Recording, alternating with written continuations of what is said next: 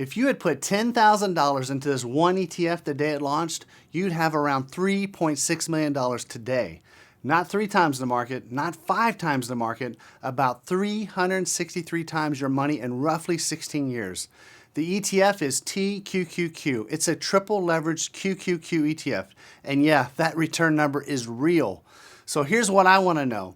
If this thing turns 10 grand into $3.6 million, why isn't everyone who touched it rich? Because that exact same ETF that produced 363 times return since day one is the exact same ETF that dropped more than 80% and left people underwater for 3 straight years. Both sides of the internet are leaving out half of the story to you about this ETF. The hype crowd swears it's a cheat code. The doom crowd swears it'll wipe you out. Today, I'll show you the real data, both directions, and then I'll tell you exactly what I do with it and the one thing about it that scares me the most. Let's start with what this ETF actually is, because most people buy this without really knowing what it is. TQQQ is designed to deliver 3 times the daily return of the NASDAQ 100. The word that matters here is daily.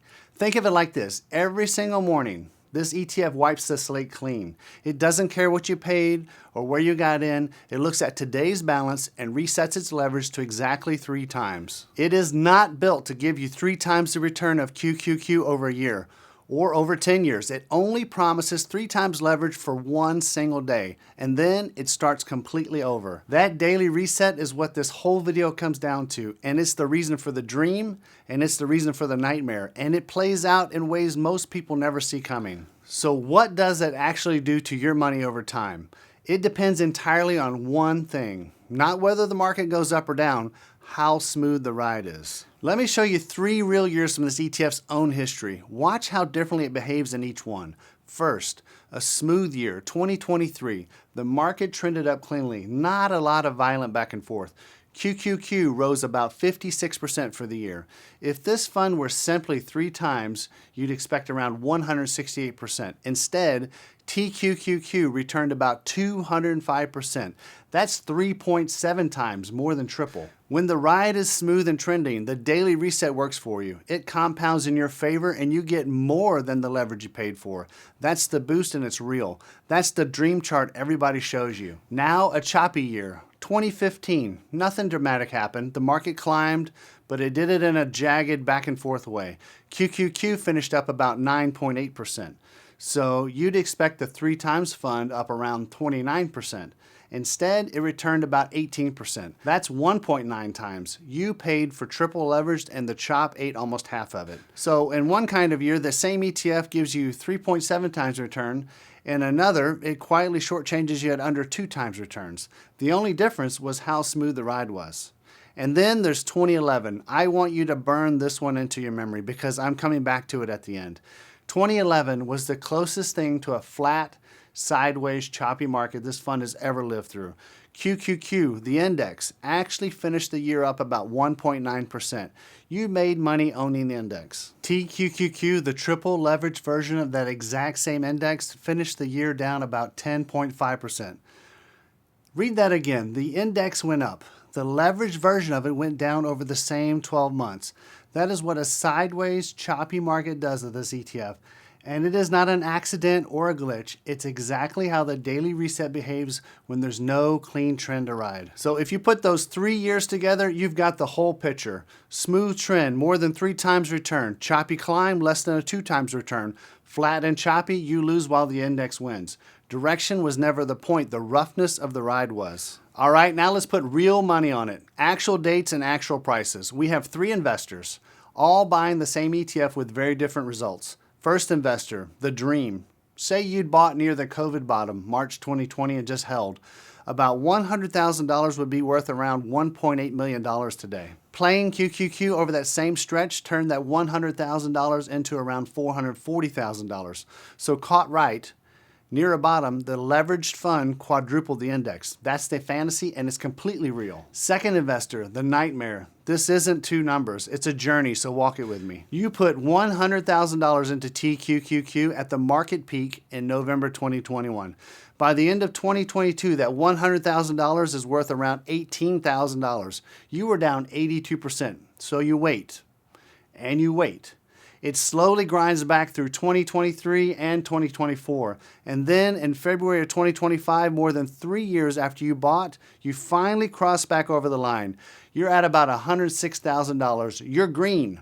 You made it all the way back plus a little and the nightmare's over. And then the tariff sell-off hits. By April of 2025, that $106,000 collapses to about $46,000. You just watched more than half your money disappear in about 7 weeks, right after you finally clawed back to even. That is the moment that breaks people. Not the first crash, this one. Because you already survived the fall. You fought your way back to break even and the market took it right back in a matter of weeks. Now let me tell you what a moment like this actually feels like because I've lived it. Back in the 2008 financial crisis, I watched my own account get cut by more than half. And you know what I did? I bailed. I pulled my money out to save what was left. Maybe that was immature. Maybe I didn't fully understand what I was holding, but that's the honest truth, and I think that relates to how this investor might feel here. Looking backward, courage is free. Everybody's a hero on a chart. Living through it, watching your money get cut in half, then clawing back to even only to get cut in half again, while people online swear tech is finished, that is a completely different thing. The spreadsheet and the human are not the same person. Keep that in mind for everything I'm about to say next, because here's the part that should stop you cold. From that 2021 peak to today, after all of it, the triple leveraged buyer is worth about $181,000. The person who bought plain, boring QQQ on the exact same day and did absolutely nothing is worth about $184,000. And their worst moment, down about 35%. Painful, but the kind of thing you can actually sit through. And here's the kicker. The plain index investor ends up about $3,000 ahead in the same market and timeline, but a much softer version of it. A 35% dip instead of 82%. No stomach drop to $18,000. No cut in half a second time. They felt the turbulence. The TQQQ buyer felt all of it times 3 and ended up in the same place. That's the reality. Same ETF over the same years. What decided it? The day you walked in. That's it. And nobody tells you when you're at the top or the bottom. Now let me show you the flip side of that same crater, because this is where I do something most people won't. Look back at that April 2025 low. The fund just got cut in half in 7 weeks. Everybody's selling. That right there is the kind of moment I'm talking about. If I've got cash sitting there that I can genuinely afford to lose, that's where I'd put maybe $10,000 in. Not because I know it's the bottom. Nobody knows that. I'd do it because I know I'm buying an index, not a single company. And I'd fully plan to average in more if it kept falling. If it dropped another 50% from there, I'm not panicking. I'm buying again. And here's the only reason I can do that with a leveraged ETF and still sleep. This thing is tied to the NASDAQ 100. 100 companies that reconstitute over time. For it to go to zero and stay there, the entire NASDAQ has to go to zero. A 3 times ETF on a single stock can go bankrupt and never come back. Averaging down into that is averaging into a company's funeral. Averaging down into a leveraged index fund is buying something that historically recovers. One honest catch though, that only works if you actually kept cash in reserve and you've got the patience to wait it out. The guy who already dumped his whole portfolio in at the 2021 peak had nothing left to buy that April dip with. Dry powder is the entire strategy. So with all that being said, watch what happens for our third investor who is going to take the dollar cost average approach. Take that same worst possible start, January 2022, right at the top, the exact entry that produced that 82% wipeout. But instead of freezing with just one lump sum like before, you just put in $500 that month and keep contributing $500 every month until present day. That's 55 months of buying, about $27,500 in total.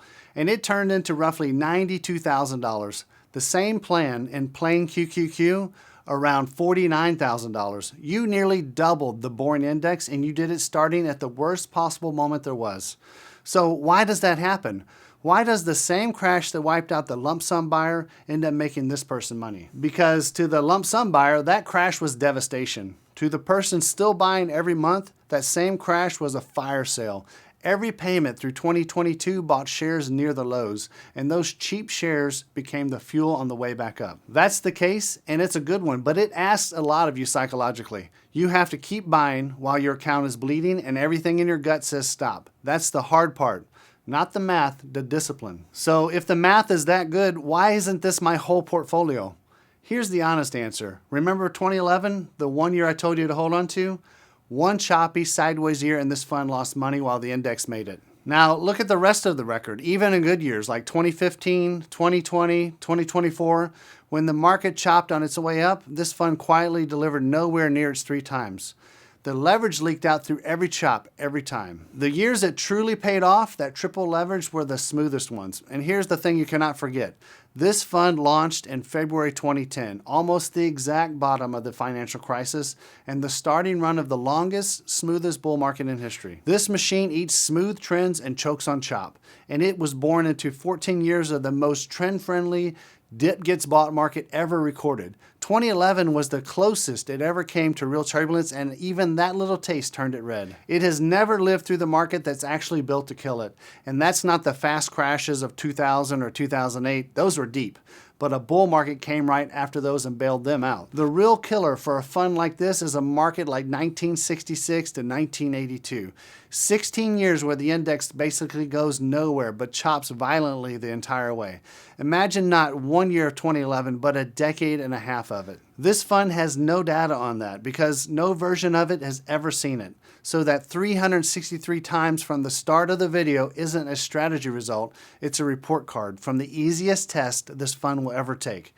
That doesn't make the number fake, it makes it fragile. So here's where I land, and I'm not going to hand you a verdict because an honest look at this doesn't produce one. I can't fault anyone for owning this. If you're young, if you've got 30 or 40 year runway, and you're contributing every month instead of dropping a lump sum at the top, the math is real. The crashes become your buying opportunities. If you're really young, maybe you lean in harder than I would. I don't know your life. That's your call, not mine. However, what I'd never do is make it my core. Not because the math fails, but because the math has only ever been tested in one kind of weather. Could I see putting 10 or 20% of a portfolio on this? Money I know I can leave completely alone? Money I could watch fall 80% without flinching? Honestly, yeah. As a small portion of my portfolio, but never as my core investment. And that's really the whole game. The fund isn't reckless or safe. The size of your bet is. Decide which one it is before you buy, not while you're panicking at the bottom. For me, I want leverage too. I just want to control the downside while keeping most of the upside. That's the entire reason I built the AutoPilot Your Wealth system around a barbell instead of a fund like this. Everything you watched today, the 82% drawdown, the 3 years underwater, the break-even head fake, the daily reset you can't touch, that's the price of this fund's leverage. I'd rather decide my own risk than let a daily reset decide it for me. I've stress tested my approach across decades this fund has never seen. That's not me saying this fund is wrong. It's me saying I keep my core in something that's faced the ugly decades, and I'd only ever hold this in a size that I can afford to be wrong about. If you want to see how that barbell actually works, I've got a full series on it. Links are in the description. So understand the machine, decide your size, and stay in your seat. That's the difference between leverage that builds you and leverage that breaks you. Here's my question for the comments. What did you think of this one? Did anything in here surprise you or open your eyes a little? What's your big takeaway on TQQQ? And if you think I missed something, I genuinely want to hear it. Drop it below and let's talk about it. If this gave you a clearer, more honest picture of leverage than the hype and the doom videos out there, hit the like button so others find this content. And if you want rules-based investing without the hype, the good, the bad, and the ugly, all back-tested by real data, subscribe. Stay disciplined, stay patient, and I'll see you on the next flight.